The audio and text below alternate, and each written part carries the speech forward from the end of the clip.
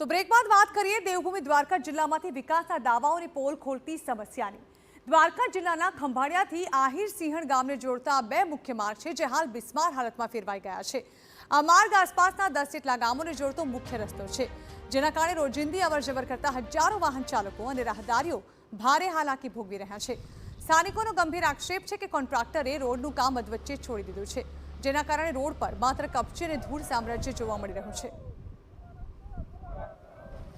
3 મહિનાથી આ કોન્ટ્રાક્ટર અધૂરો રાખીને મૂકીને વયા ગયા છે। અત્યાર સુધી કાંઈ પણ કામકાજ કરવામાં નથી આવેલ। તો ટૂંક સમયમાં અમને અરજી છે કે તંત્રને કે વહેલી તકે આ માર્ગ પૂરો કરાવો, કેમ કે રાત્રે એક્સિડન્ટ થાય છે, કેટલીક ગાડીઓ સ્લીપ થાય છે। તો વહેલી તકે 10 ગામને જોડતો આ માર્ગ છે, તો જેમ બને તેમ જેટલું વહેલું થાય એવી અમારે કરવાની માંગ છે।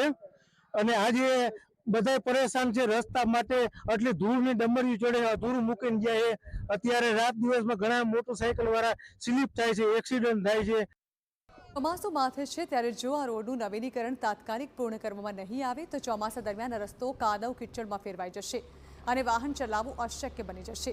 ગ્રામજનોની માંગ છે કે તંત્ર જાગે અને ચોમાસા પહેલા કામ યુદ્ધના ધોરણે પૂરું કરાવે। સ્થાનિકોએ ચીમકી પણ ઉચ્ચારી છે કે જો આગામી દિવસો આ માંગ સંતોષવામાં નહીં આવે તો તેઓ ઉગ્ર રસ્તા રોકો આંદોલન કરશે। ફટાફટ અમારી માંગ છે કે ફટાફટ ચાલુ કરે આ રસ્તો, બસ એ જ અપીલ છે અમારી ચોમાસા પહેલા। નગર અમે રસ્તો રોકાણ આંદોલન કરશું।